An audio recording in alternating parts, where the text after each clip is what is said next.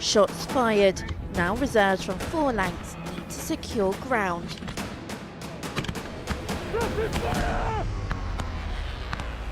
But this exercise isn't just about taking out the enemy, it's testing how they do it. It's responding to effective enemy fire there, RTR. So you return 2 rounds to keep the enemy's heads down, you take cover, and you return appropriate fire. So what's happening now is they're closing with the enemy here, and they're about to destroy the position. The fire team's getting closer, using that momentum to get onto the position, and then going to assault from close range. So one pair will keep suppressing, as another pair flanks round to the right. They'll post a grenade into the position, then fire and maneuver through quickly in order to defeat the enemy.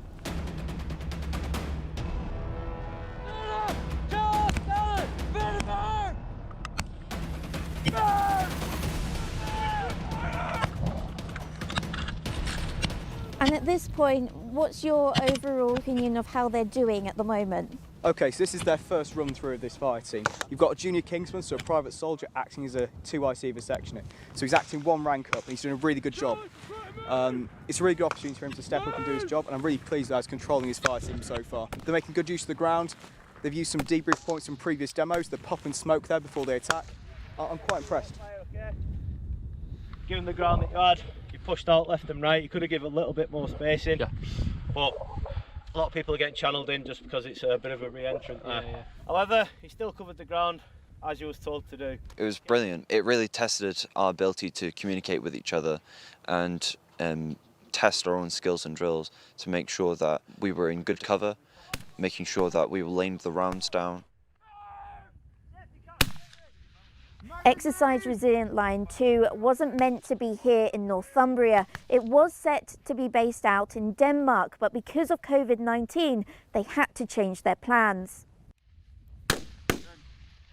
In the space of a couple of months, we've had to take an exercise that was planned overseas, hosted by the Danish military, find locations in the UK, identify what training potential that would give us, then redesign our exercise so that it fits within the availability of the ranges that we have. So yeah, that has been a challenge. And with that, they were left with one option: to camp out on a disused runway on the Scottish border.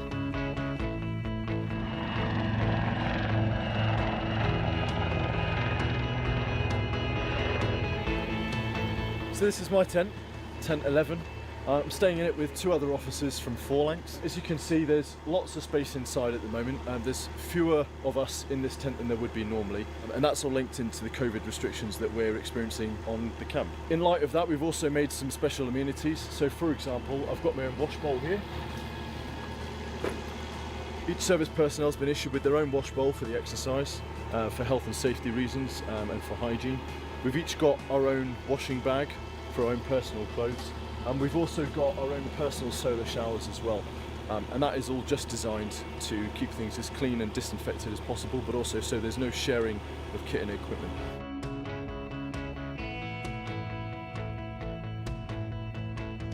What COVID meant was that we literally had to stop all training for a time, but certainly with the recruits coming in from their families, we had to be very careful indeed bringing them in. So unfortunately we lost a bit of momentum.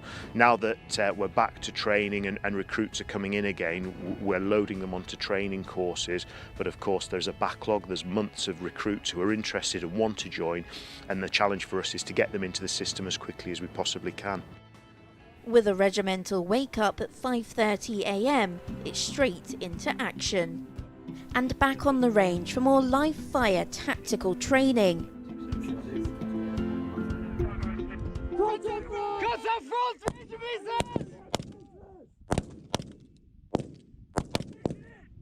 So I work as a probation service officer, so it's we're in the community and inside a lot, but you know, tend not to work in areas like this really. Yeah. I think it's a bit adventurous, bit of action, and I suppose it's good to challenge yourself. So no matter who you are, you're going to be out of your comfort zone at some point on the training. For me, it was quite a lot of it, so it's good. It helps you grow as a person, really. Yeah. Shoot! Delta! Ammo state! How many bags? Oi! Delta! Ammo state! John! Watch and shoot! It's 2 bags!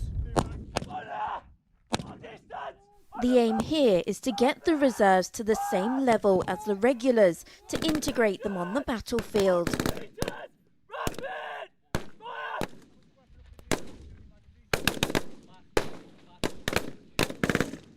We often have soldiers away with 1 and 2 lanks on operations, and we also backfill other regular units. What this training does is it prepares the soldiers to integrate into regular units and deploy on operations overseas. This is the first time I've live fired in this manner, so we've been doing sort of section attacks, your fire team attacks, your pairs of fire and manoeuvre.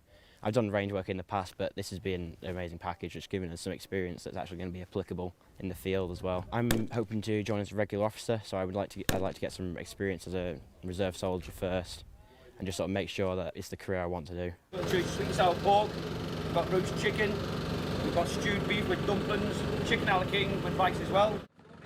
It doesn't stop there for these reserves, as it's straight back to camp for a hot meal as we wait for the night to draw in.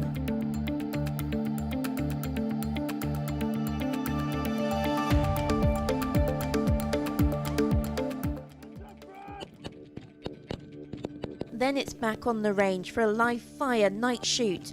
For many here, it's the first time they fired a weapon in the dark.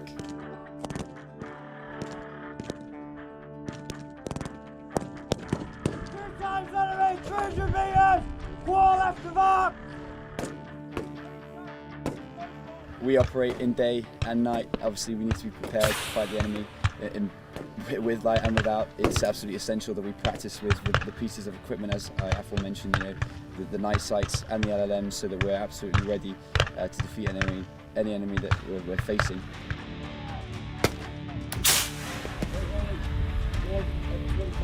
Yep. So today on the night shoot, what I'm looking for is command and control from my section commander, bringing men onto the targets, making sure he's balancing the rates of fire, looking into his 2IC, controlling him, understanding the battle picture, feeding that back to me so that I have the situational awareness of the firefight. I'm also looking for aggression and that kind of desire to fight, suppress the enemy and keep them away. It's now approaching midnight and the reserves have been up for more than 18 hours.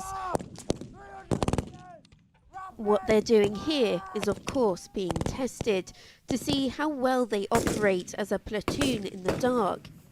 The sections behind me are going through the shoot, contacting enemy as they come forwards, using the shloomies in the air to obviously see the enemy on the ground, taking advantage and using the equipment that we have on our person, whether it be the HMVGSs or the LLMs, to bring the fight into greater detail. I was the GPMG gunner, so I was at the centre of the section, just keeping a high rate of fire down on all long-range targets.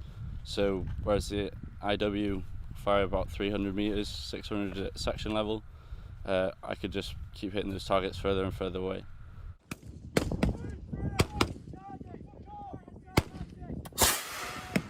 Lighting up the battlefield as best they can, the reserves are still aiming to hit their targets. It's focused on testing their stamina and accuracy while using night vision technology. I think it went really well. It was good to put rounds down range. Communication was good. I had good comms with the section commander and 2IC. So yeah, I thought it was pretty good. Brilliant. Yeah, as I said, first time for me on a night shoot, watching the section commanders, controlling their sections, really kind of happy with how it's gone the first time. Good lessons learned, lots of things to take forwards, but for a first performance, both for myself but also for the section and the platoon as a whole, it's been a really, really successful night. There's that initial kind of hesitancy with taking on a kind of new shoot in the dark, new atmospherics. Passing messages along was definitely a big one, big takeaway tonight, making sure everyone's confident on the commands being given along the line. So lots of things to work on, very excited to take it forward. And on that note, all that's left now is to go back to camp for a good night's sleep. Okay, so we use these to generate hot water. From here, it gets transferred into these Norgi containers. It gets mixed with a bit of cold water, so obviously it's not scalding, it comes boiling from there. Life on camp comes with its challenges, water tanks being one and wash bowls or shower bags being the other. It takes months of planning to set up a camp like this, especially under the guidelines set in September. Many of the other tents are spread further apart. At the beginning of the camp, this was designed so that there would be smaller isolation bubbles between the personnel living in the tents. The soldiers have been living in their tents, in their sections, so that's approximately 8 to 10 men, and that's been split males and females as we do in the army. As well as cleanliness, these reserves need to eat, which means the chefs have to cook in a mobile kitchen. We won't be finishing here now till about, what, 8 or 9 o'clock tonight, because we've got to do like another container meals for the lads. We put soup on for them. Most of the stuff we've been using is container meals. You know what I mean? So it's all like ration packs, you know what I mean? So not most of it's fresh like me, so we just make the most of it. But as I said, we've had no complaints from the lads yet. Working up an appetite out on the range, this section are flexing their firepower. Everything we see here was miles from the exercise they had planned for Denmark.